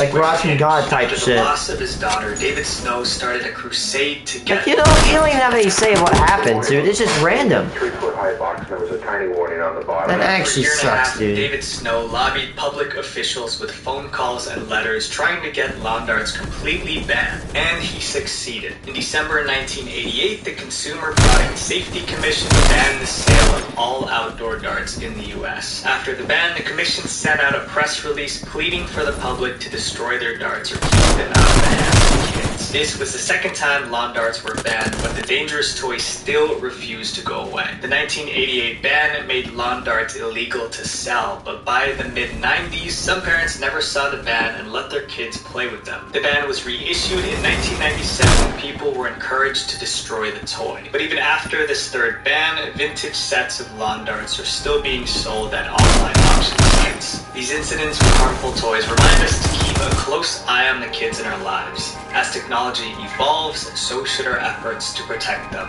Because an ounce of prevention is worth a pound of cure. Visual Venture. Wait, before you go, make sure you guys click here to subscribe, and then click here to watch my kids games. Ooh, nice skin for that kids Sonic video, 12 there, dude. Basically, the digital version of this one. Thank you guys for everything. Peace. What exciting benefits do you get as a Hertz Gold Plus rewards? Pick any car you want from Hertz's.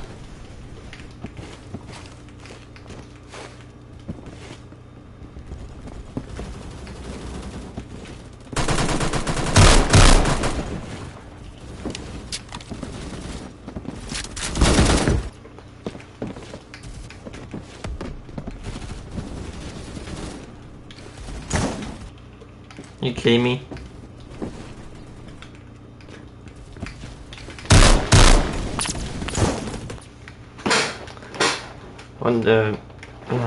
Man, I'm so close to getting.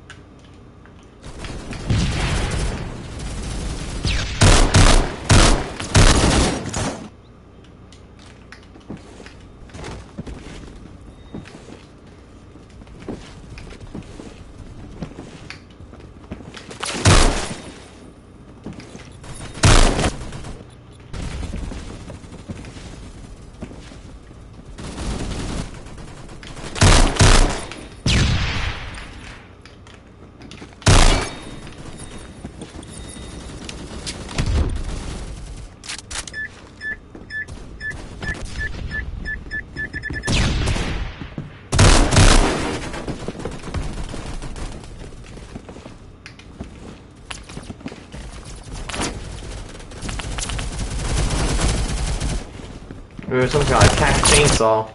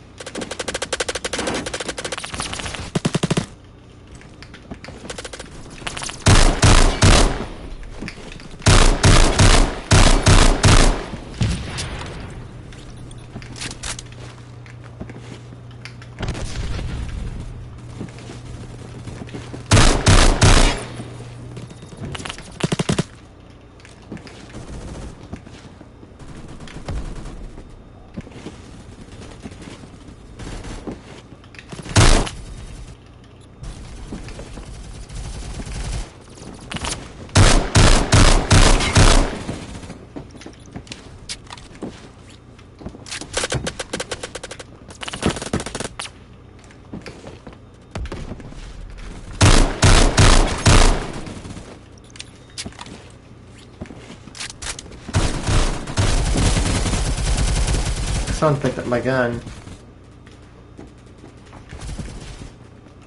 I got a lot of high-level weapons. We got like G11s, and we got chainsaws circulating the map now.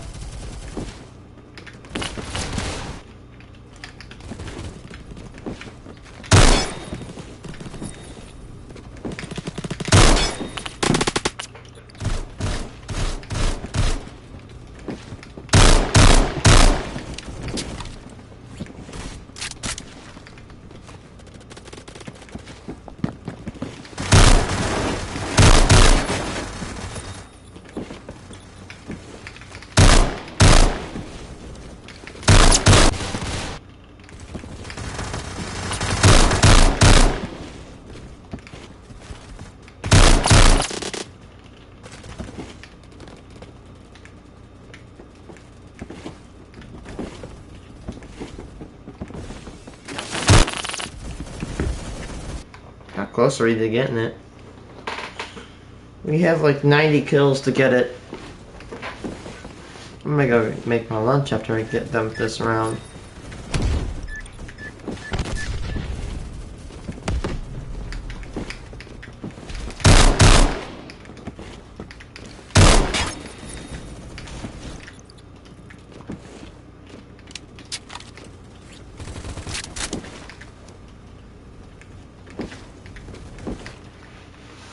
Owls aren't what they seem.